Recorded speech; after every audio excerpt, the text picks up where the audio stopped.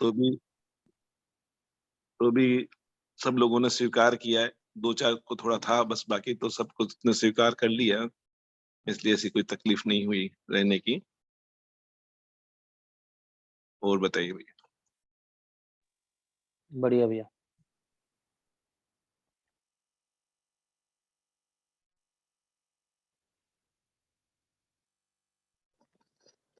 जी भैया, तो शुरू करते हैं, जो मूल चर्चा करनी थी अपने को वो। जी, जी भैया। तो जो लोग आज ही जुड़े उनके लिए थोड़ा मैं रिकैप कर देता हूँ बात को। तो कल बात ये हो रही थी कि ये जो सत्य के 3 भाग बता रहे हैं या 3 तरह के सत्य बता रहे हैं वास्तविकता को समझने के लिए, स्थिति सत्य, वस्तु स्थिति सत्य और वस्तुगत सत्य। इसको कैसे समझे, इसको अध्ययन में कैसे देखे, तो उसकी परिभाषाओं पर तो बात हुई, जो सभी ने शायद कहीं ना कहीं सुनी होगी, पढ़ी होगी।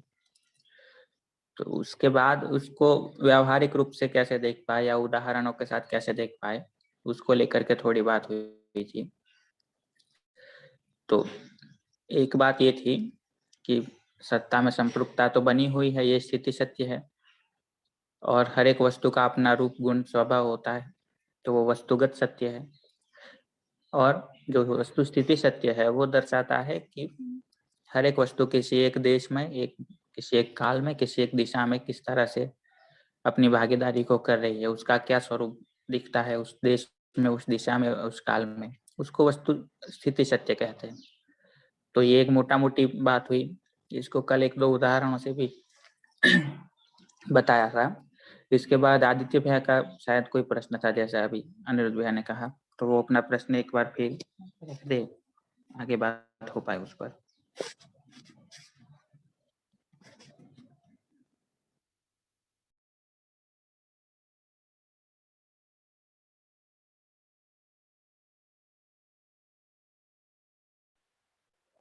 हाँ भैया, सबको नमस्ते।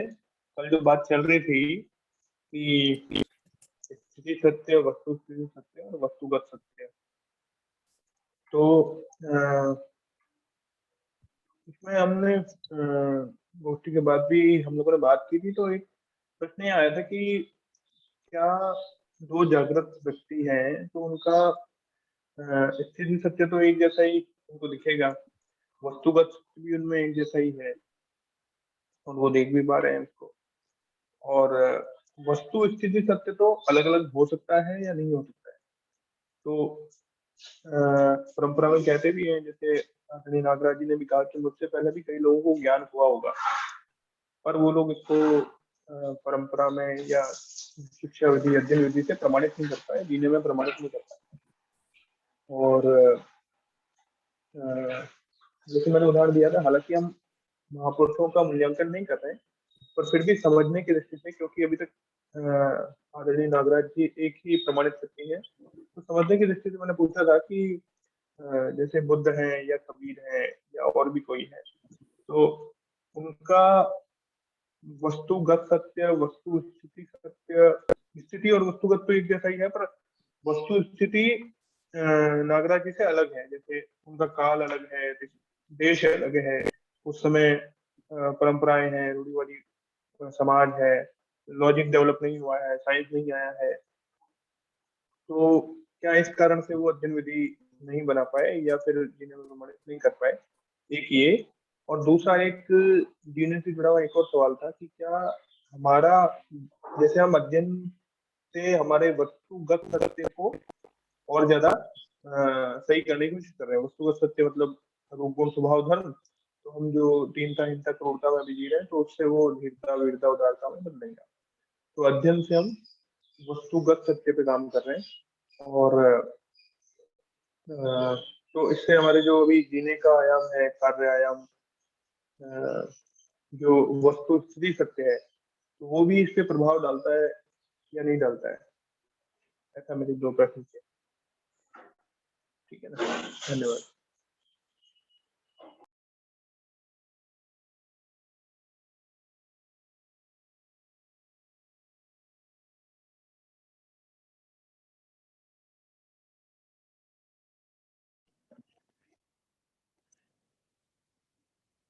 जी, तो इस पर क्या राय है सबकी?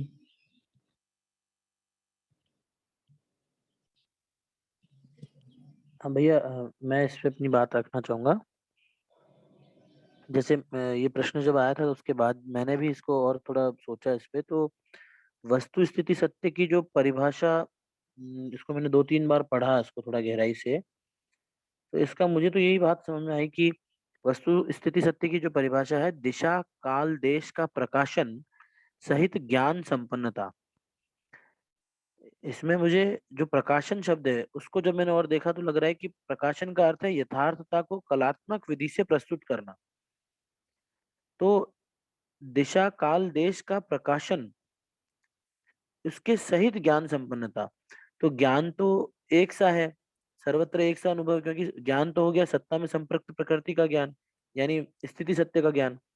अब स्थिति सत्य के ज्ञान को वस्तु स्थिति सत्य के रूप में, जैसे वस्तु जहाँ स्थित है, जो हम कल भी बात हुई थी जैसे, तो मुझे ये समझ में आया कि इसका जो प्रकाशन है, उस प्रकाशन में 3 चीजें इंपॉर्टेंट है, दिशा काल और देश।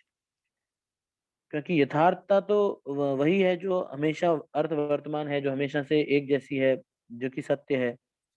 तो उस सत्य का प्रकाशन करने के लिए जो वस्तु स्थिति है, तो उसमें जो आदित्य ने बात कही कि अलग अलग काल खंड में, अलग अलग देश में जिस तरह से सत्य का प्रकाशन है, वो वस्तु स्थिति सत्य के रूप में अलग अलग हो सकता है। तो मुझे भी ये बात ठीक लगती है कि जो अलग अलग काल में, अलग अलग समय में, अलग अलग स्थानों पे, इवन अभी भी ऐसा स्थिति कई जगह कुछ चीजें, अब जैसे जब होगा अलग अलग देशों में जैसे इस ज्ञान का प्रकटन होगा, तो हमारे यहाँ अलग रूप से इस चीज को समझा जा रहा है। हो सकता है कहीं लंदन में अगर इस बात को किया जाएगा तो अलग रूप में किया जाएगा। सत्य एक ही होगा पर उसमें वस्तु स्थिति सत्य अलग अलग होगा। तो एक ही बात का प्रकाशन अलग अलग रूप से होगा। इस बात की पूरी मेरी सहमति मुझे लगती है इसमें कि जो अलग अलग काल में सत्य एक सा होने के बावजूद एक ही सत्य के को प्रकाशन करने का तरीका अलग होगा, तो वो वस्तु स्थिति सत्य के रूप में समझा जा सकता है। ये मेरे को समझ में आया भैया। भैया इसको ऐसे भी कह सकते हैं क्या कि भाई जो स्थिति सत्य और वस्तुगत सत्य है वो तो निरपेक्ष जैसे है, और वस्तु स्थिति सत्य है वो सापेक्ष है, ऐसा कह सकते हैं क्या?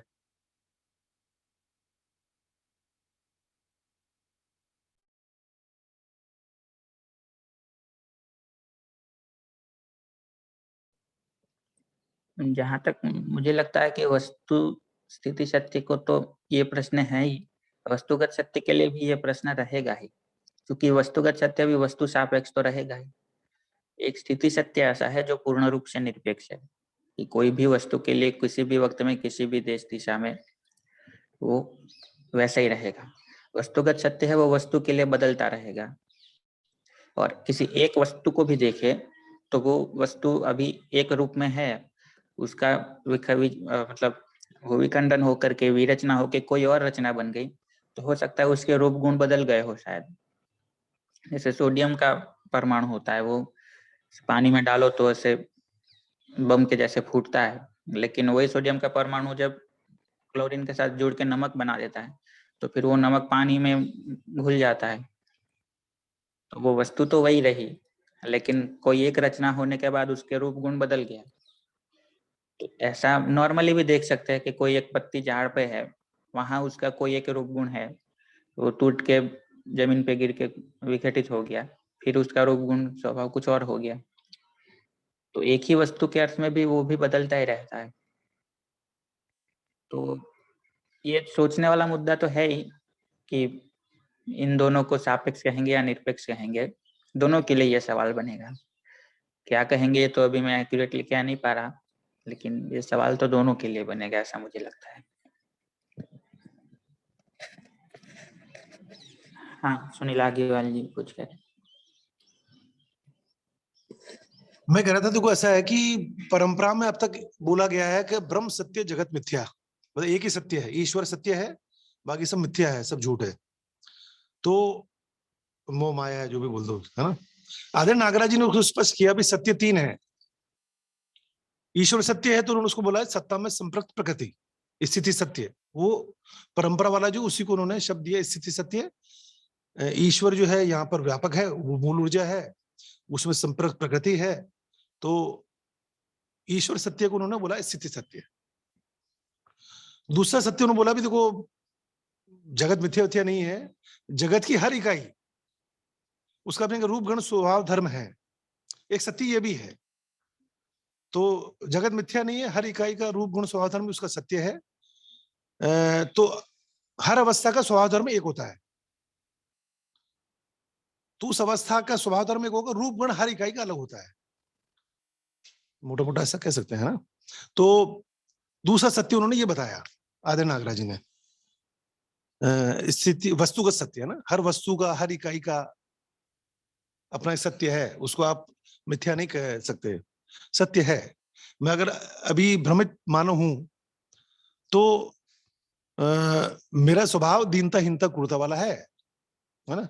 जागृत मानव थे आदि नागराज जी, वो धीरता वीरता उदारता दया कृपा करुणा वाले थे वो, है ना। तो ये भी सत्य है, तो ईश्वर सत्य है, ऐसे ये भी सत्य है, हर इकाई का रूप गुण स्वभाव धर्म उसका सत्य है। तीसरा हो गया अभी के एक सत्य और बताया आदि नागराज जी ने, वस्तु सिद्ध सत्य। तो देश काल दिशा में, देखो मेरे पास थोड़ा शब्द एक्सप्रेशन थोड़ा उतना बढ़िया नहीं जैसे सोम भाई का, उतना समझा नहीं पा रहा हूँ शायद, पर देश काल दिशा को मैंने ऐसे समझा, देश मतलब समय, स्थान, सॉरी स्थान, है ना। अभी हम देश को भारत पाकिस्तान देश, आदर नागरिक बोला राष्ट्र तो एक ही है, ये सब राज्य हैं, तो देश मतलब स्थान, इस धरती पे जहां मैं हूं अभी भिलवाड़ा में आरसी व्यास में, यहाँ ये देश जो मैं समझा हूं ना, इसको सही करना कोई। काल मतलब ठीक है, क्रिया की अवधि काल है, लेकिन समय इस पॉइंट ऑफ टाइम पे जब मैं बात कर रहा हूं अभी सबसे, दिशा कोण, ठीक है। तो इस समय इस पॉइंट ऑफ टाइम पे जो मैं कह रहा हूं, या जो मेरी इकाई, मैं एक इकाई हूं, मेरे बारे में है, मेरी इस इकाई का वस्तु की जो स्थिति है इस समय, वो वस्तु स्थिति सत्य है। अब मैंने उसको एक क्या कहते हैं, मेरे पास थोड़ा उदाहरण भी अच्छे नहीं रहते हैं, तो इस कल मैं बता रहा था भी कि आम का पेड़ भी है, दो कुत्ते भी हैं, है ना। तो तीनों का स्थिति सत्य तो एक ही है, सत्ता में संप्रक्त प्रकृति, तो तीनों इकाइयां हैं सत्ता में संप्रक्त है। अब इसमें आम के पेड़ का वस्तु का सत्य अलग है, वो प्राणावस्था की इकाई है, उसका सत्य अलग है, जो इनसे अलग है दोनों कुत्तों से ना। कुत्ता प्राण जीव अवस्था है, तो इसका रूप गुण स्वभाव धर्म अलग है, उसका रूप गुण स्वभाव धर्म अलग है। तो दूसरा सत्य जो अलग अलग है, जो परंपरा ने नहीं माना और आदरणीय नागराज जी ने प्रतिपादित किया। तीसरा, अब दो कुत्ते, उसमें एक भौंक रहा है इस समय, एक नहीं भौंक रहा है, तो ये भी सत्य है, ये झूठ नहीं है, एक नहीं भौंक रहा है, एक भौंक रहा है, तो ये वस्तु स्थिति सत्य हो गया, जो दोनों कुत्तों का भी अलग हो गया। अभी स्थिति सत्य सभी इकाइयों का एक है, वस्तु का सत्य में स्वभाव धर्म एक अवस्था की इकाइयों का एक जैसा होता है, रूप गुण अलग होता है। और जैसे पेड़ पौधों की बात करेंगे, जानवरों की बात करेंगे, तो हर प्रजाति का गुण अलग होता है, परस्परता में प्रभाव है ना। हाँ, तो और इसको कोई बेहतर शब्द देते हैं, रूप सबका अलग अलग है, रूप गुण प्रजाति के हिसाब से, और रूप और अलग अलग गुण प्रजाति के हिसाब से, ठीक है, ऐसा जो भी है, तो आप बेहतर बता दें कोई। तीसरा, हर इकाई की उस किसी भी पॉइंट ऑफ टाइम पे कुछ अपनी स्थिति है, वो वस्तु स्थिति सत्य है। ये तीन सत्य बताया आदरणीय नागराज जी, तो उन्होंने कंप्लीट कर दिया। इसमें कहीं कोई भ्रम नहीं है, कहीं कोई विवाद नहीं है। पहले परंपरा ने एक सत्य बताया, इन्होंने तीन सत्य बताए हैं, और तीनों सत्य बात सही है। अब तो ये ऐसा मैंने तो इसको यूं समझा है, अब वो इसको बेहतर उदाहरण को देगा कि मैं आम और कुत्ते से आगे है। अभी कल्पना में से वो बार बार वो आदित्य कहता है जागृत मानव, तो ज्ञान अवस्था की इकाई का कोई अपन उदाहरण देवे तो कैसे देवे। मेरी अपनी, मैं आदित्य, हम दोनों भ्रमित मानव है, तो दोनों का स्वभाव धर्म एक जैसा ही है, दीनता हीनता क्रूरता वाला। तो दूसरे बारे में तो नहीं बोलना चाहिए, लेकिन अभी मैं समझाने की दृष्टि बोल रहा हूँ ना। आदित्य की स्थिति बेहतर है, तो रूप गुण अलग अलग है, और अभी जागृति की हमारी अपनी अपनी स्थिति है जागतिक क्रम में। तो ऐसे में वस्तुगत सत्य एक है, नहीं वो भी अलग हो गया, स्वभाव धर्म एक है और रूप गुण अलग हो गया, और वस्तु सत्य अलग हो गया। तो अपनी अपनी जागृति की स्थिति के हिसाब से, तो यूं मैंने तो इसको व्यवहारिक दृष्टि से यूं समझा है। अब और कोई इसमें थोड़ा प्रकाश डालें।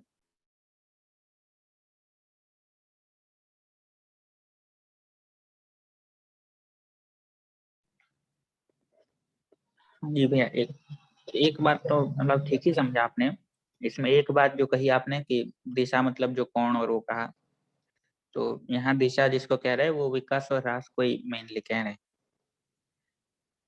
तो हम अपने लिए देखेंगे तो हम अभी इस स्थिति में या इस देश में इस वक्त में जो कर रहे हैं वो विकास की दिशा में हो रहा है या ह्रास की दिशा में हो रहा है, इस अर्थ में इसको अपने लिए देखना ज्यादा ठीक रहे।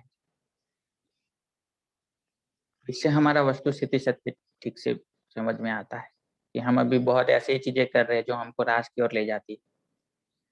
तो फिर हमारी जो स्थिति दिखती है इस देश में इस काल में, वो वैसे दिखेगी कि भाई ये बहुत भ्रमित आदमी है और ये है कि हम ऐसे इस दिशा में अपने मन को लगा रहे कि जहाँ अपना विकास होता है, तो हमारी स्थिति वैसे दिखेगी उस देश में उस काल में कि ये समझने में लगा हुआ व्यक्ति, कुछ अच्छा करने में लगा व्यक्ति।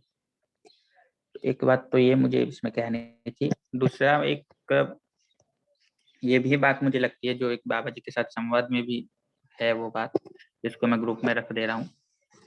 उसमें उन्होंने ये कहा कि जो स्थिति सत्य है वो अनुभव में आता है, और वो अनुभव में आने के बाद नहीं, उससे पहले की जो स्थिति है वो ये है कि वस्तु स्थिति सत्य, वस्तुगत सत्य और स्थिति सत्य, इन तीनों की अवधारणा बनती है। ठीक है, अवधारणा बनने के बाद जो स्थिति सत्य जो है वो अपने अनुभव में आता है, और वो जब स्पष्ट होता है मतलब दिखता है हमको कि सत्ता में हर इकाई संपृक्त है, मैं अभी सत्ता में संपृक्त हूँ। तो जब स्थिति सत्य स्पष्ट होता है उसके बाद वस्तु स्थिति सत्य और वस्तुगत सत्य की पहचान हम अपने को होती है। तो अभी जो हमको ये लगता है ना कि हम ठीक से उदाहरण नहीं दे पा रहे, मुझे भी लगता है कि इन चीजों को कैसे बताया जाए। तो जो भी उदाहरण दिए जा रहे हैं उसमें भी कहीं ना कहीं लग रहा है कि अभी हम उतना ठीक से इसको कह नहीं पा रहे। जो हम खुद दे रहे उदाहरण वो भी जो दूसरे दे रहे उसमें भी। तो उसका कारण ये है कि अभी हमने स्थिति सत्य को अनुभव में नहीं लाया और सीधा ही हम वस्तुगत सत्य को और वस्तु स्थिति सत्य को उदाहरण से समझने का प्रयास कर रहे हैं। तो इसलिए मुझे लगता है कि ये कमी रहती है कि तो वो दिख नहीं क्या रहा बात ठीक है, से। क्या बात, बहुत बढ़िया बात बोली भाई वंदन, बहुत बढ़िया बात। क्योंकि अभी हमारी जागृति हुई नहीं है तो अभी हम शब्द से अर्थ के अटके पड़े हैं, वास्तविकता को देख नहीं पा रहे हैं, इसलिए शायद वो उदाहरण निकल नहीं पा रहे। बहुत बढ़िया। तो मुझे लगता है ये ऐसा ही जो मैसेज है उसी में है, ये मैं अपने और से कुछ बहुत नहीं जोड़ रहा, मैं ग्रुप में मैंने रख भी दिया उसको। तो उसमें यही कह रहे बाबा जी मतलब कि आप पहले अनुभव की ओर जाओ, अवधारणा तो तीनों की बनेगी अपने में। तो अब ये चीजें स्पष्ट नहीं हो रही उदाहरण के साथ, उसके पहले भी एक अवधारणा की स्थिति तो आएगी कि जहाँ तीनों सत्य अपने अवधारणा में स्थित होंगे।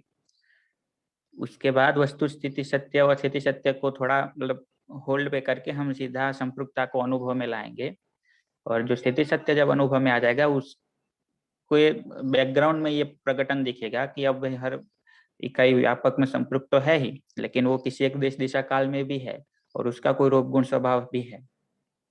तो इस अर्थ में ये क्रम बनेगा, ऐसा मुझे उस संवाद को पढ़ करके लग रहा है और स्वीकृत भी हो रहा है कि ये ठीक है।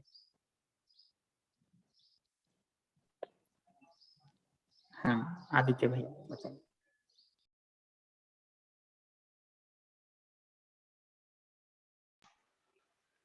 हाँ भैया, एक चीज उदाहरण एक ध्यान में आ रहा है। जैसे कल हमने बात की थी भैया ने, मैंने रोटी की बात, तो उसमें जैसे दो बच्चे हैं वो एक घर में पैदा हुए, तो तीन चीजें मिलके उसका निष्कर्ष निकलता है, वातावरण, अध्ययन और पूर्व संस्कार।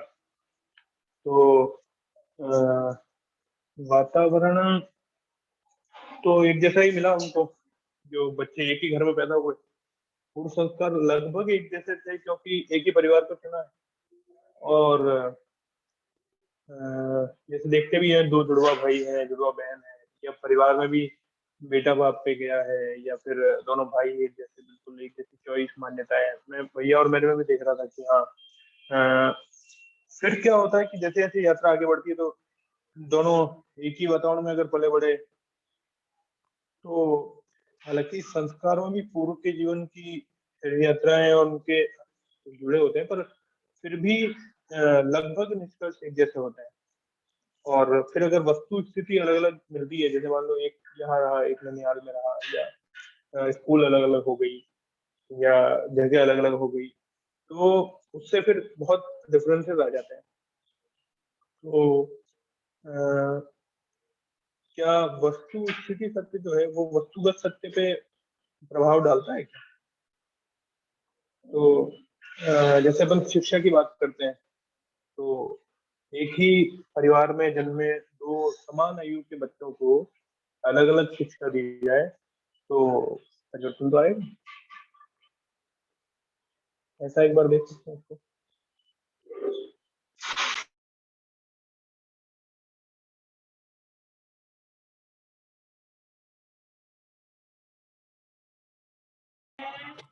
थोड़ा भैया रिपीट कीजिएगा प्रश्न, समझ में नहीं आया।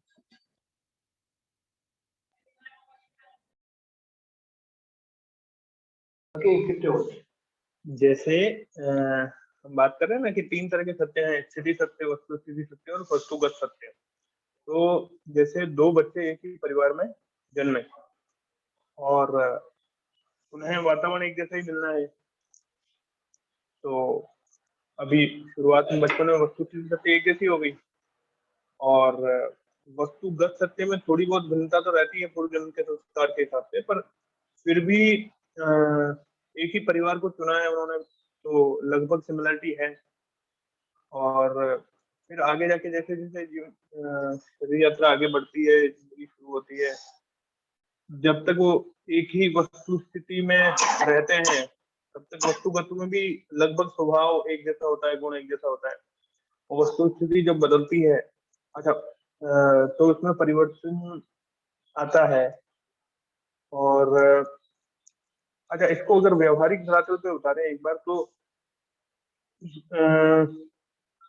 इकाई के रूप में मानव की बजाय परिवार को एक इकाई माना है समाज के हिसाब से। तो उस हिसाब से देखा जाए कि परिवार की वस्तुगत सत्य और परिवार का वस्तु स्थिति सत्य, तो समान लक्ष्य वाले, समान विचार वाले, समान कार्यक्रम वाले, उसी को परिवार बोला है।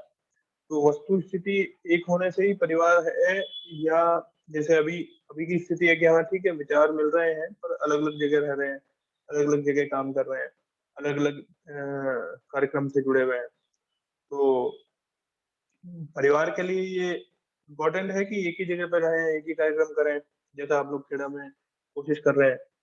ऐसा देख सकते हैं क्या इसको? मतलब वस्तु स्थिति सत्य कितना महत्वपूर्ण है?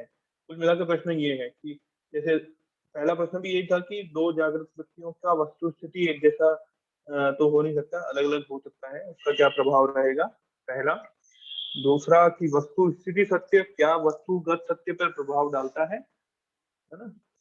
और तीसरा कि परिवार की वस्तु स्थिति सत्य के लिए क्या एक जगह रह के कार्य करना और कार्यक्रम, ये सब जरूरी है क्या? ये तीन चीजें देखिए, कुल मिला के वस्तु स्थिति सत्य पे थोड़ा जानकारी। सादुल भैया कुछ कह रहे हैं? हाँ भैया, मैं कुछ कह रहा था, तो उस पे वस्तु स्थिति पे भी बात करते हैं। जैसे वस्तु स्थिति सत्य, जैसे स्थिति सत्य तो सत्ता में संपर्कता है, वो सबके लिए, हर इकाई के लिए एक जैसी ही है। वस्तुगत सत्य में हम देखें तो वो अवस्था के अनुरूप है, ठीक है। जैसे जो सुनील भैया ने उदाहरण दिया, जैसे मैं और आदित्य है, तो हमका रूप, गुण और स्वभाव अलग अलग है। पर इसमें अपन बेसिकली देखें तो धर्म यानी सुखी होने के अर्थ में दोनों का प्रयास एक जैसा ही है, ठीक है। अब स्वभाव में भी जो मेजर है, या तो मानवीय स्वभाव है या जीव चेतना का स्वभाव है, उसमें भी बड़ा डिफरेंस नहीं है। फिर गुण में जाएंगे तो फिर और डिफरेंस फैलता जाएगा, रूप में और फैलता जाएगा। तो ये ऐसे आप फैलता है। और वस्तु स्थिति सत्य पे सबसे ज्यादा जिज्ञासा उसमें मैं सोच रहा, तो मुझे सबसे बढ़िया बाबा जी का उदाहरण है। देखो उसको अब सब हम जानते हैं कैसा ठीक उदाहरण है क्या नहीं है। जैसे जो अनिरुद्ध भैया ने जो परिभाषा दी उसमें बताया, जो ज्ञान संपन्नतावश जो प्रकाशन है। तो बाबा जी को ज्ञान संपन्नता के रूप में देखें तो दिव्य मानव का जो आचरण है उसका ज्ञान उनके पास है। उन्होंने भी कई ऑडियो वीडियो सब में बोला है। और जो प्रमाण है वो उन्होंने बोला कि मानव चेतना को मैंने प्रमाणित किया, मानव पद को प्रमाणित किया। तो ज्ञान संपन्नता के रूप में जो उनका देश है वो सार्वभौमता तक है। उनका जो प्रमाण है वो परिवार तक है, वो उन्हीं का बोला हुआ, जो मैं उसका अर्थ निकाल पाया। उसका इसमें कुछ अधूरा हो तो आप लोग सहयोग करना। उसमें देखेंगे तो एक आप में ज्ञान संपन्नता होना ठीक है, और दूसरा उसका अवसर सहअस्तित्व के हाथ में है। तो वहीं से तय होता है जागृति क्रम में मानव जाति कहाँ तक पहुंची है, तो उस हिसाब से आप अपने को कितना फैला पाते हो, उसमें वो भी एक सहअस्तित्व रोल प्ले करता ही है। इसलिए मतलब हर बात में सहअस्तित्व इसीलिए आता है, मतलब एक इकाई का भी अपना प्रभाव है पर सहअस्तित्व का भी है दूसरे का, एक तो ये है। और ऐसे ही जो आदित्य भैया ने प्रश्न उठाया, एक ही माँ बाप के दो बच्चे या एक ही परिवार के दो बच्चे, जैसे इन दोनों भाइयों के बताया, तो इन भाइयों में तो मेजर ज्यादा डिफरेंस नहीं है। मैं तो ऐसे काफी बच्चों को जानता हूँ जो एक पूर्णिमा है, एक अमावस्या है ठीक है ना। तो ये इससे ये पता चलता है कि पूर्व का संस्कार, या संस्कार शब्द दर्शन की भाषा में तो बहुत बड़ा है, संस्कार या पूर्व के जो चित्रण है, मान्यताएं हैं, जो हमारी स्वीकृतियां हैं, वो हमारे साथ चलती है, तभी नई शरीर यात्रा में वो दिखती है। और वो ऐसा नहीं 5-5, 7-7 साल के बच्चे में दिखे तो भी मेजर डिफरेंस दिखता है मेरे को। और दूसरा एक सुनील भाई ने कल भी बोला और आज बोला, उसमें कितना ठीक है। जैसे सुनील भाई काफी लोगों से संवाद करते रहते हैं, तो उसके हिसाब से क्या है कि अभी दर्शन में हम बोलते हैं और आदमी पकड़ लेता है। जैसे भैया बोले ना, जैसे बोला परंपरा में एक ही सत्य बोला, यहाँ बाबा जी ने या मध्य दर्शन कहता 3 सत्य। ये भाषा क्या है कि फिर अलग हो जाती है। इसको ऐसा ना कह के दर्शन परंपरा में भी सत्य एक ही पहचाना, यहाँ भी सत्य एक ही पहचाना, सहअस्तित्व ही परम सत्य है, उसी को सत्य बोला है। पर उस सत्य को समझने के लिए हमने 3 एंगल किए, ठीक है। तो स्थिति सत्य तो एक ही है, वस्तुगत सत्य है वो उसमें समा जाता है, वस्तु स्थिति सत्य उसमें समा जाता है। फिर वस्तुगत सत्य को खोलेंगे तो धर्म को एक ही कहोगे आप, सुख स्वभाव में फिर कितने बैरियर है, अलग अलग है, गुण में फिर कितने प्रकार का खुलता है, रूप में फिर और ज्यादा फैलता है। तो सत्य एक ही है, ऐसा शब्द उचित है। उसको समझने के लिए 3 भाग है, ऐसा मुझे ज्यादा ठीक लगता है। और उस पर कोई प्रकाश डालना, क्योंकि रात को भी कहा उन्होंने, आज भी कहा कर मैं इसमें थोड़ा अपन नहीं बताएंगे, हो सकता है ये फिर बैठ जाता है और बार बार कहीं जाके ऐसा कहेंगे तो फिर वो कहेंगे यार ऐसा कैसे, 3 सत्य कैसे है, सत्य एक ही है। बिल्कुल भैया, मैं भी यही बोलने वाला था, इसीलिए हैंड रेज किया था मैंने। तो मुझे यही कहना था कि परम सत्य सहअस्तित्व ही है, यही बात ठीक लगती है। जी, मैं भी सहमति हूँ। दूसरा एक ये भी अब ये बात है तो ध्यान दिलाना चाहता हूँ कि इसका सत्य अलग है, इसका सत्य अलग है, ये भाषा भी ठीक नहीं लग रही मुझे। क्योंकि वही बात है कि हर इकाई सत्ता में संपृक्त तो है ही। तो इसलिए मैंने कहा कि जब अनुभव पूर्वक जो दिखता है उसकी कल्पना करे या उसको सोचे, तो वही दिखता है जो अभी कहा कि पहले स्थिति सत्य है, वो एक निरपेक्ष सत्य के रूप में दिखता है। उसमें फिर जब इकाइयों का अध्ययन करने का प्रयास होता है, उस क्रम में दिखता है कि हर वस्तु की एक अपनी स्थिति है, जिसको वस्तु स्थिति सत्य कहते हैं, और हर वस्तु का अपना रूप गुण स्वभाव धर्म है, उसको वस्तुगत सत्य कहते हैं। इसको सत्य नाम दे दिए, इन बेसिकली जो सत्य है वो तो स्थिति सत्य जिसको कह रहे हैं वही सत्य है। तो बाकी जो हमको दिखता है कि इसका रूप गुण स्वभाव अलग है, इसका रूप गुण स्वभाव धर्म अलग है, उसको ऐसे नहीं कहना चाहिए कि इसका सत्य अलग है, इसका सत्य अलग है। उसको ऐसे कहना चाहिए कि सत्य तो एक ही है, उसके तहत इन वस्तुओं का अपना एक प्रकटन है। ये भाषा थोड़ी ज्यादा ठीक लग रही है, क्योंकि सत्य अलग अलग है ये कहना फिर एक बहुत एक तलवारें खींच जाए ऐसा मुद्दा है बिल्कुल। और दूसरे शब्द में और अच्छी भाषा बोले हैं तो सत्य एक ही है, व्यापक में संपर्क इकाइयां, जो सौम्य दर्शन में परिचय में बार बार कहते हैं, संपर्कतावश हर इकाई अपनी पात्रता अनुसार जो अर्जित है और उसकी योग्यता अनुसार जो प्रकाशित है। तो प्रकाशन को हम अध्ययन के अर्थ में हम उसका अलग अलग भाषा देते हैं ताकि मानव को समझ आ जाए, और मानव को इसकी जरूरत है। बाकी भ्रमित में भी जो उसकी गति है ना, उसके मूल में तो व्यापक ही है, चेतना तो वहां भी है, नकार तो सकते नहीं कि वो चेतना से ड्रिवन नहीं हो रहा है। भ्रमित भी में भी ईश्वर ही अभिव्यक्त हो रहा है, वो प्रकाशित हो रहा है, जो उसकी चेतना और कल्पनाशीलता बस। तो सत्य तो मूल में एक ही है। जी भाई।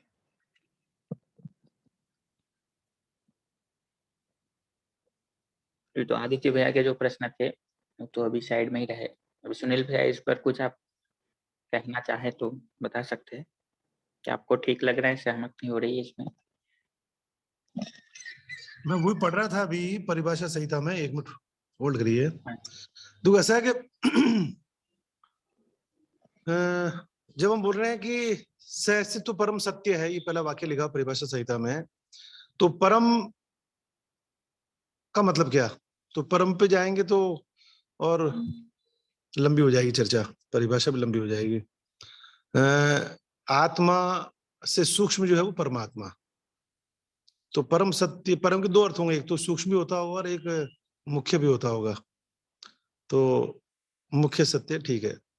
मेरा ये मानना है कि देखो इसमें किसी और वरिष्ठ साथी से भी पूछा जा सकता है। परंपरा ने सत्य एक ही बोला जो बदलता नहीं है, वो सत्य है। आदर नागराज जी का पहला सवाल ये बना, ब्रह्म सत्य तो जगत मिथ्या कैसे हो गया? जगत को मिथ्या ही बोला गया है। तो अब वो एक बार कि मैं पढ़ रहा था कुछ ये वो, और इस पे हाँ जी, संवाद भी है। जिस एंगल से आप कह रहे हैं ना, उसका हम्म। भी सॉल्यूशन ये दिया बाबा जी ने। ब्रह्म सत्य जगत मिथ्या नहीं है, लेकिन ब्रह्म सत्य है, जगत शाश्वत है।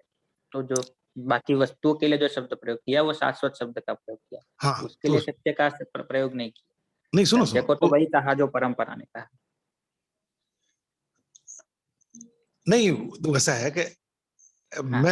मेरा ही मानना है इसमें, आदर नागराज ने कहा कि ब्रह्म तो सत्य है ही, जो परंपरा ने कहा वो उससे सहमत है, लेकिन जगत मिथ्या नहीं, जगत शाश्वत है। शाश्वत मतलब जो बदलता है लेकिन हमेशा रहता है, खत्म नहीं होता है। तो वैसे ही जगत शाश्वत हो, इसका मतलब ये नहीं कि जगत मिथ्या है या सत्य नहीं है, जगत भी सत्य ही है।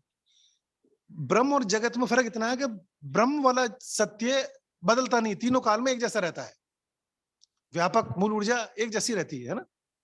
नहीं नहीं, जो आप जो तीनों काल में समझे एक ना सब बिल्कुल आसमान ठीक ही विद्यमान। है, लेकिन उसमें फिर क्या हो जाता है कि आप ये कहो कि ब्रह्म भी सत्य है, जगत भी सत्य है, लेकिन ये वाला सत्य अलग है, वो वाला सत्य अलग, ऐसा ही हो जाएगा ना फिर।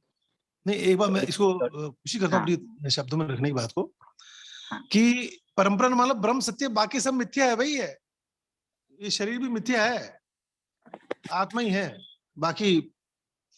आदर नागराज जी स्पष्ट किया भी कि जगत भी मिथ्या नहीं है, जगत भी सत्य है, बस ये वो परिवर्तनशील है। ब्रह्म परिवर्तनशील नहीं है, वो क्रिया शून्य है, ये क्रियाशील है। तो इसमें उन्होंने बोला कि हर इकाई का जो इस अस्तित्व में है उसके 3 सत्य हैं। पहला जो परंपरा ने बोला वो उन्होंने बोला, ईश्वर सत्य है, ब्रह्म सत्य है, तो उसको उन्होंने स्थित सत्य नाम दिया, जो सभी इकाइयों के लिए, इस अस्तित्व में जितनी इकाइयां सबके लिए वो एक ही है, परम सत्य है। ठीक है। दूसरा, हर इकाई का के 2 और सत्य हैं, तो उसमें हर इकाई का अपने रूप गुण स्वभाव उसको उन्होंने परिभाषित किया। तो एक अवस्था की सारी इकाइयों का धर्म और स्वभाव एक जैसा, और उसको और बढ़िया समझाया सादुल भाई ने कि धर्म तो एक जैसा है ही, स्वभाव भी जो कैटेगरी उन्होंने बनाई है उस कैटेगरी में ही है। अगर हम सब भ्रमित मानव हैं तो हमारा स्वभाव अमानवीय ही है। वो दीनता क्रूरता में इस तरह फर्क हो सकता है मेरे में बाकी सब साथियों में, लेकिन हम दीनता हीनता क्रूरता वाले स्वभाव वाले ही हैं। तो उन्होंने परिभाषित कर दिया धर्म हर अवस्था का अलग अलग, तो हर इकाई भी वास्तविकता सत्य है, ब्रह्म सत्य है, ऊर्जा सत्य है, तो इकाई भी सत्य ही है। बस ये सत्य क्रियाशील है, वो सत्य क्रिया शून्य है, ये परिवर्तनशील है, बदलता है। तो उसमें फिर उन्होंने और उसको समझने को फैलाया उसको, भाई परिवर्तनशील तो कैसा क्या है, तो हर इकाई की चार अवस्थाएं बता दी प्रकृति में। फिर हर अवस्था का अपना धर्म हो गया, स्वभाव हो गया। तो एक अवस्था का रूप गुण अलग अलग नहीं, सॉरी, स्वभाव धर्म एक जैसा, रूप गुण हर इकाई का अलग अलग। अब उसके बाद तीसरा सत्य और बता दिया हर इकाई का, कि किसी भी स्पेसिफिक टाइम पे उसकी स्थिति क्या है, विकास की ह्रास की दिशा, कोण, स्थान, समय पे, तो वो भी सत्य ही है। अगर मैं आज मैं भ्रमित हूँ, आदित्य भ्रमित है, मैं मान लो क्रूरता में हूँ, आदित्य अभी दीनता में है, तो ये भी स्थिति का फर्क है ना। तो पर ये भी सत्य तो है ही। तो जगत को भी सत्य ही बोला, शाश्वत जो है वो सत्य ही है, बस वो परिवर्तनशील है। तो इसमें मेरा तो मानना है कि ऐसा कहीं नहीं बोला आदि नागरिक सत्य एक ही है। सत्य तो तीन ही है, परंपरा ने एक बोला है, उसमें परम सत्य वो ठीक, वो जो परिभाषा संहिता में जो लिखा है ना कि एक सोम भाई का फोन आ रहा था, बाद बात कर लेंगे उनसे, तो उनकी क्या वो अभी, हाँ ठीक, बात कर लेंगे उनसे। मैं कह रहा था अभी ये परिभाषा सहित में लिखा, जो तीनों काल में एक साथ भासमान, विद्यमान एवं अनुभव गम्य है। मानव परंपरा में स्थिति सत्य, वस्तु सत्य, वस्तु सत्य, नित्य वर्तमान होना। तो एक तो मुझे परम सत्य का मतलब समझाओ तो यार, परम या सूक्ष्म नहीं, या परम मुख्य है, क्या है। दूसरा परम इसलिए बोल दिया गया कि वो सभी इकाइयों के लिए एक है, वो बदलता नहीं है, तीनों काल में एक जैसा है। लेकिन वस्तु सत्य और वस्तु का सत्य बदलता है, इसलिए उसको नित्य वर्तमान लिखा है नीचे उन्होंने, हमेशा है। और तीनों काल में, हाँ अनिरुद्ध भैया कुछ कहना चाह रहे ना तो अब परिभाषा भैया मैं इसमें सुनील भैया ने जो बात बोली उसी के, आदि नागराज जी को, उसमें तो सारा ही जीन विद्या आ जाता है, सभी आ भैया जाता है। मैं तो कुछ सत्य में बात सब रखूं। आ ही गया, और क्या है, जगत भी आ ही गया, और क्या है। तो मेरा तो मानना है तो वो सत्य एक ही है, परम। हाँ ये ठीक है, किसी हम आध्यात्मिक व्यक्ति से बात करते हैं तो विवाद से बचने के लिए हम ये कह सकते हैं सत्य एक ही है। लेकिन मैंने तो अभी वो मुनीष ऋषि मिला, तो मैंने तो उनको बोला भी तीन सत्य हैं, और इसको इनकार कैसे कर सकते हो आप। हर इकाई अलग है दूसरे से, हर मनुष्य अलग है दूसरे से, ये भी तो सत्य ही है। जैसे वो न्याय की परिभाषा में भूल जाता हूँ, थोड़ा मेरी याददाश्त कमजोर, वो अजय जी बता रहे थे या आदि नागराज जी ने भी लिखा है कि वो न्याय मतलब जो घटना जैसी उसको वैसा वैसे ही बता देना, ये भी सत्य। वो क्या है, जैसा है वैसे वैसे बताओ, सत्य नहीं, हाँ सत्य बताया था ये, जो घटना जैसी उसको वैसे वैसे बता देना सत्य है। तो इसलिए सत्य तो तीन ही है मेरे हिसाब से। तो भैया इसमें मैं थोड़ा कुछ बात कहूँ। परंपरा ने एक माना, इसलिए रहस्य में उलझा रहा, और क्या मनुष्य पशु से नीचे चल रहा है अभी। जब समझ जाएंगे तीन सत्य है, अपनी स्थिति समझ जाएंगे, तो अपनी स्थिति को बेहतर करने के लिए प्रयास करेंगे, तो इसमें इसको और को सुनील स्पष्ट करें। भैया, बाकी तीन ही है सत्य। जब वो आदर लागी तीन सत्य, तो फिर हम उसको एक क्यों बोल रहे हैं यार। नहीं आदर नागराज जी तीन ने सत्य कहा सबके या लिए हमने समान है, समझा। बाकी अलग है। चलो ठीक है, बताएं। भैया इसमें एक बार आप शाश्वत सत्य की परिभाषा भी देख लें, मैं उसको बोल देता हूँ। शाश्वत सत्य जो आप बोल रहे हो ना, जगत शाश्वत, तो शाश्वत सत्य तो एक ही है, सह अस्तित्व। तो वो ही बात है कि इसको समझने के लिए हम इसको तीन रूप में समझ सकते हैं। पर आप जैसे कह रहे हो कि नहीं, आदरणीय नागराज जी ने कहा कि सत्य तो एक ही है, तो एक वाला मामला मतलब तीन ही है, तीन वाला नहीं है। इसको पूरा समझना पड़ेगा कि समझने के लिए इसको हमने तीन रूपों में कहा है, वस्तु स्थिति सत्य, स्थिति सत्य और वस्तुगत सत्य। लेकिन सहअस्तित्व ही परम सत्य है, क्योंकि जैसे आपने कहा ना, जगत और जगत मिथ्या पहले माना गया, और आदरणीय नागराज जी ने कहा कि जगत शाश्वत है। तो शाश्वत की परिभाषा देखें तो सदा सदा जो बना हुआ है, और शाश्वत सत्य क्या है, सह अस्तित्व ही सदा सदा है, यह शाश्वत सत्य है। तो इसको थोड़ा सा और गहरा समझना पड़ेगा कि जो तीन कहे गए, जैसे जैसे एक बार आदित्य ने बहुत अच्छा उदाहरण दिया था इसमें, कि हम हिमालय है, अब हिमालय एक ही है, पर समझने के दृष्टिकोण से हम इसको चार भागों में बांट सकते हैं। चार भागों में उत्तर हिमालय, मध्य हिमालय, दक्षिण हिमालय, या हम इसको जो अलग अलग रूपों में कह सकते हैं कि हिमालय को शिवालिक को अलग कर दिया, हमने समझने के लिए किया है। तो जो वस्तुगत सत्य, वस्तु स्थिति सत्य, ये समझने के लिए कि सदा सदा सहअस्तित्व ही सत्य है। अब सहअस्तित्व में सत्ता में संप्रक्त स्थिति, स्थिति सत्य हो गया कि स्थिति, सत्ता और वस्तु का जो सहअस्तित्व है वो स्थिति सत्य के माध्यम से व्यक्त हो रहा है। फिर वस्तु में जो रूप गुण स्वभाव धर्म है वो इस रूप से व्यक्त हो रहा है। और वस्तु स्थिति सत्य यानी वस्तु जहाँ स्थित है उसका सत्य जो है वो वस्तु स्थिति सत्य के माध्यम से व्यक्त हो रहा है। तो इस मामले में मुझे लगता है कि थोड़ा सा वापस इसको चेक करना चाहिए कि 3 वाला जो उदाहरण आप बना रहे हो वो ठीक है या नहीं, इसमें इस पे किसी से मार्गदर्शन भी ले सकते हैं या सभी लोग अपना-अपना विचार रख सकते हैं। मुझे ये भी लगता है सत्य एक ही है, उसको समझने का प्रयास किया जाए।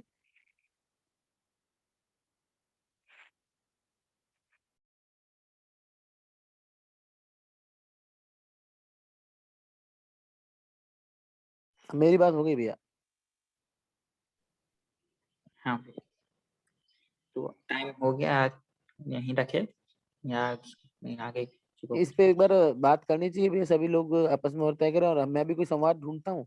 आपने भी हाँ संवाद रखा तो ये क्लियर हो जाए, क्योंकि कोई एक अवधारणा ऐसी बन जाती कि नहीं तो वो सही है या नहीं है, ऐसा उसको क्लियर करना ज़रूरी है। अगर सुनील भैया कह रहे हैं कि भई ये अवधारणा बन रही है तो उसको भी एक बार चेक करना ज़रूरी है, मुझे ऐसा लगता है। हाँ, तो एक तो ऑप्शन ये है कि आज ही कर ले, दूसरा ये है कि एक दिन थोड़ा सोच के कल करे, कल शायद अजय भैया भी जुड़े तो उनसे भी थोड़ा मार्गदर्शन मिले। तो आखिर में एक बात जो मेरे ध्यान में आई थी वो ये है कि सत्यता की परिभाषा को भी देखना चाहिए। जो आप कह रहे हैं ना सुनील भैया कि ये सब चीजें है वो भी सत्य है, तो उसको भी बाबा जी ने शायद उनको पहले से लगा होगा कि किसी को ऐसा प्रश्न होगा, तो उन्होंने सत्यता के अंदर में रख दिया इसको। तो जो वस्तु स्थिति सत्य है वो परम सत्य है, सॉरी जो स्थिति सत्य है वो परम सत्य है, और जो वस्तु स्थिति सत्य और वस्तुगत सत्य है उसको सत्यता कहा। तो जो सहअस्तित्व है वो सत्य है, और सहअस्तित्व में जो वर्त रहे, मतलब जो जो चीजें सदा सदा बनी हुई है वो सब सत्यता में उसको कैटेगराइज किया। तो सत्य एक ही है सहअस्तित्व, उसमें जो कुछ भी है वो सब सत्यता है। तो आप इस एंगल को भी देख सकते हैं। जो शाश्वत सत्य की परिभाषा है सह अस्तित्व है। हाँ तो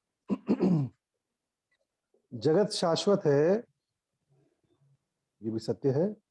अभी आ जाए सत्यता। हाँ। अपन समझने की दृष्टि कर रहे हैं, ठीक है ना? नहीं ठीक ही है।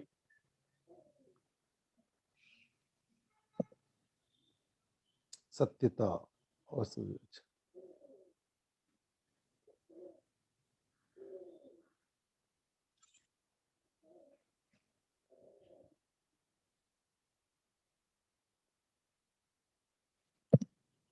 अस्तित्व नित्य वर्तते हैं वह सत्यता है। अच्छा, इसमें सत्य एक है, सत्यता दो है, यूं?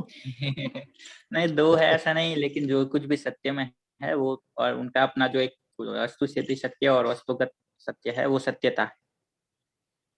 अभी इसको दो कह सकते हैं, बट ठीक है, सत्य और सत्यता ऐसा कहना ही ठीक है। देखो ऐसा है कि परम सत्य तो ठीक है, सत्य वो तो ठीक है, वो तो हाँ तीनों काल में हाँ एक जैसा है, सबके लिए एक जैसा है, हर इकाई के लिए एक जैसा है, वो परम सत्य वो ठीक है। लेकिन इकाई है ये भी सत्य है, इकाई का रूप गुण स्वभाव ये भी सत्य है, उसकी अपनी की स्थिति है किसी पॉइंट ऑफ टाइम वो भी सत्य है। तो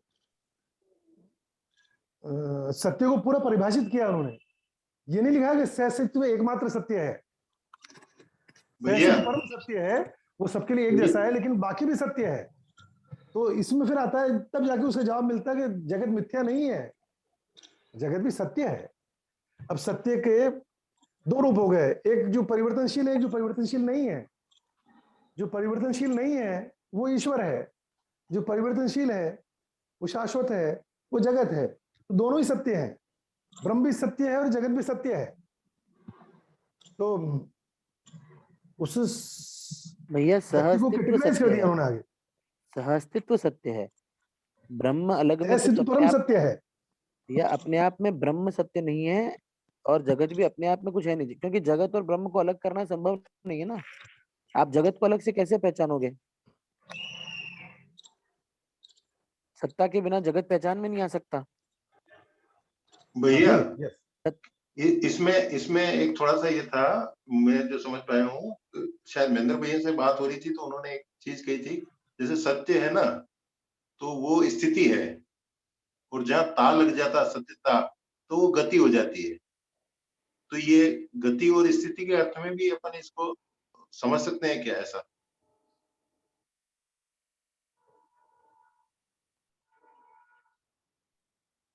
हेलो, तो मतलब ये क्रिया शून्य और क्रियाशील संसार ही हुआ, उसका जो ऊपर सहअस्तित्व है वही हुआ ना भैया वंदन भाई? ये सेम हुआ ना, क्रिया शून्य वो स्थिति, क्रियाशील नित्य वर्तमानता जो बोलते हैं या स्थितिवत्ता बोलते हैं। ज्यादा ठीक ये रहेगा कि क्रिया शून्य और क्रियाशील का सहअस्तित्व है, वो सत्य है। वही हाँ। वस्तु वही स्थिति सत्य और वस्तु स्थिति वस्तुगत सत्य साथ में। जी नहीं, इसको स्थिति सत्य कहेंगे। टोटल वस्तु स्थिति स्थिति सत्य सहअस्तित्व बराबर, क्रियाशील और शून्य और क्रियाशील संसार बराबर। हाँ, दोनों का सहअस्तित्व है, वो स्थिति सत्य है। जो एक नंदवाना भैया क्रियाशील अभी बोले वस्तुओं थे। की जो देश दिशा काल है वो वस्तुगत वस्तु स्थिति सत्य है, और क्रिया का अपना जो रूप गुण स्वभाव धर्म है वो वस्तुगत सत्य है। ये शॉर्ट डेफिनेशन। आदर्श नागराज जी ने होमवर्क बहुत दे दिया है। वो 55 साल में सत्यता मैंने सुना ही नहीं, ये शब्द ही पहली बार सुना। तो नए नए शब्द गढ़ दिए जो भी आने वाली पीढ़ी को रेडीमेड नहीं मिल जाए सब सत्य, पहले मेहनत करो थोड़ा।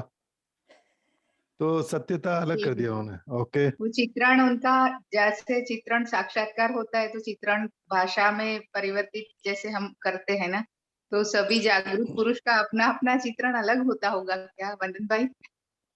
क्योंकि हर एक ने अपना अपना ही मतलब वेदों उपनिषदों में जो बताया है वो भी कुछ चित्रण से ही बना है ना।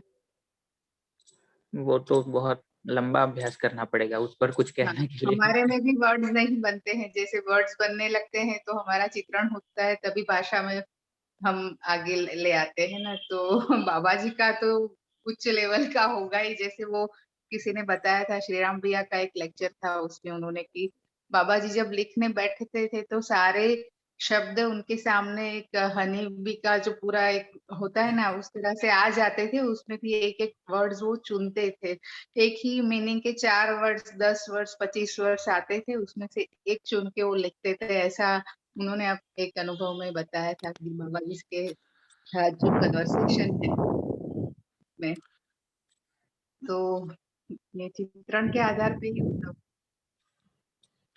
मेरे ख्याल में तो आदे नागराज जी के शुरू में जब वो जागृति के बाद बातचीत किए आध्यात्मिक क्षेत्र के और साथियों से, तो विवाद भी होते थे, ऐसा मैंने सुना। कि मैं एक बार एक आर्य समाज के किसी विद्वान से बात कर रहा था, तो बहुत नाराज हो रहा था। तो अपन खाली समझने की दृष्टि बात कर रहे हैं ना, कोई आलोचना समीक्षा ऐसा कुछ नहीं कर रहे हैं। तो वो कह रहा था ऐसा थोड़ी यार कि सब जो है वो पूर्ण यही है, बाकी नहीं है, ऐसा वैसा। वो भी घर बार छोड़ के पूरा पूर्णकालिक ब्रह्मचारी और वो कुछ गुरुकुल बनाने में लगे हुए थे। तो आंदोलन के समय मेरा संपर्क हुआ था, तो मैंने सोचा उनको भी लेके आया इधर। वो भी शिक्षा के कुछ को मूल मानते थे बदलाव के लिए। तो फिर आदे नागराज जी नया शब्द गढ़ दिया लगता है, सही। और बात कर लेंगे बड़ी सत्यता, विवाद भी मत करो यार, ठीक है। परम सत्य है, सहअस्तित्व, उसमें दोनों जो इनका सहअस्तित्व है दोनों सत्य है, ब्रह्म भी सत्य है, जगत भी सत्य है, उनका सहअस्तित्व परम सत्य है। और अब आगे सत्यता कर दिया, अभी दो सत्यता, इसमें लिखा तो ऐसे ही वस्तुतः हम वस्तु का सत्य है। ओके, ठीक है, गुड, अच्छी चर्चा है। अब इसको अजय भैया और भी कोई साथी कंक्लूड करेंगे कि परम सत्य एक सत्य। आदित्य भैया के 2 प्रश्न छूट ही गए, उसको भी कल देखेंगे। और अभी जो भैया ने प्रश्न किया स्थिति गति वाला, उस पर भी थोड़ा सब सोच करके कल बात कर सकते हैं, कि वो भी लंबा सोचना पड़े, ऐसा ही प्रश्न है। शार्दुल भैया शायद बीच में कुछ कह रहे थे, माइक ऑन था। मैं ये कह रहा था, और सुनील भैया बोले सत्य और परम सत्य में, तो इन दोनों में देखेंगे तो सत्य फिर व्यापक को बोला, और परम सत्य यानी सहअस्तित्व ही परम सत्य, जो स्थिति सत्य हम बोल रहे हैं, संपर्कता में जो जड़ भी साथ में और व्यापक भी है, ऐसा। और वैसे हम सत्य सहअस्तित्व को भी सत्य कह देते हैं। उन दोनों में देखेंगे तो फिर ऐसे करेंगे। चलो कल इस पे बढ़िया से बात करेंगे जी। पर लोग बढ़िया हो गया है मुझे तो हंसी आ रही है 10-15 मिनट से सुनील भैया जी। क्या सुनो, सोम भैया कहते हैं ना, डबल डोज दोबारा, तो शिविर करवाना नहीं, अभी आपको दोबारा करना है। हाँ नहीं ठीक बात है। मेरा तो ऐसा सुझाव है, नहीं ठीक है, करवाने सह वाला परम कम कम सत्य, कर दो, आप शिविर बढ़िया से करो। परम सत्य के अधीन में 3 सत्य, नहीं परम नहीं सत्य, भैया, आप जगत सत्य, आप जगत और के अंदर भी 2 इसमें भी सत्य है। कुछ, इसमें भी वो कैटेगरी बना रहे हो थोड़ा, एक बार थोड़ा, पर वो किसी को समझाने के लिए नहीं, अपने समझने के लिए एक बार समझो पहले। हाँ तो सत्य तो 3 ही बताए ना यार उन्होंने, आधे नागराज ने यार। बिल्कुल बिल्कुल मान लिया, अब आराम से कल बात करेंगे। ओके चलो नमस्कार। हम मान लेते हैं कल के लिए 3 सत्य। एरिस्टो भाई कुछ कहना चाह रहे हो तो कहें, एरिस्टो भाई। हाँ जी, हाँ जी, मैं तो पूरा, आज मैंने ऐसा सोचा था कि एक बार तो पहले पूरा सुनता हूँ कि कैसे, किस गति में चल रहा है और सब क्या विचार है सबके, तो वो मैंने आज एक बार वो भास हो गया, तो वो अगली बार से मैं सोचता हूँ संवाद थोड़ा सा शुरू करेंगे, और बाकी जो भी कंटेंट रहा वो काफी मेरे को बढ़िया लगा, और इसमें मैं साथ साथ परिभाषा संहिता में खोल खोल के देख ही रहा था कि क्या परिभाषाएं हैं, तो इसमें कल जब चर्चा होगी तो मैं सोचता हूँ कि मैं भी थोड़ा सा उसमें भागीदारी करूंगा कल से। बढ़िया बढ़िया भैया, मूलतः शोध की तरह इसको करें, क्योंकि हम सभी शोधार्थी हैं, तो कैसे अनुभव की रोशनी को हम क्लियर कर पाए, वही प्रयास सभी लोग कर रहे हैं। बढ़िया भैया। हाँ जी, हाँ। भैया एक बार थोड़ा सा मेरे को बताएंगे क्या, अभी तक क्या पहले के समय में क्या क्या चीजें कर चुके हैं और आगे का कैसे प्लानिंग है, थोड़ा सा अगर 2 मिनट में बता सके। इसको भैया कल रखते हैं ना, कल एक बार या तो अच्छा। पूरा परिचय रख देंगे ग्रुप के साथ। अजय भैया भी कल शायद कल भी शायद ज्वाइन करेंगे नहीं, एक बार वंदन भैया अजय भैया से एक बार बात करिएगा अगर हो सके तो, मैं भी करूंगा कि भैया एक बार आप ज्वाइन कर पाए, और पूरा परिचय भी कल रख देंगे, क्योंकि सभी लोग अभी लेफ्ट भी हो रहे हैं, तो और पूरा रख देंगे हाँ हाँ आगे हाँ, कैसे इसको आगे बढ़ाएंगे। ठीक है भैया, ठीक है ठीक है ठीक है, बिल्कुल ठीक है। थैंक यू नमस्ते। भैया। नमस्ते भैया, धन्यवाद।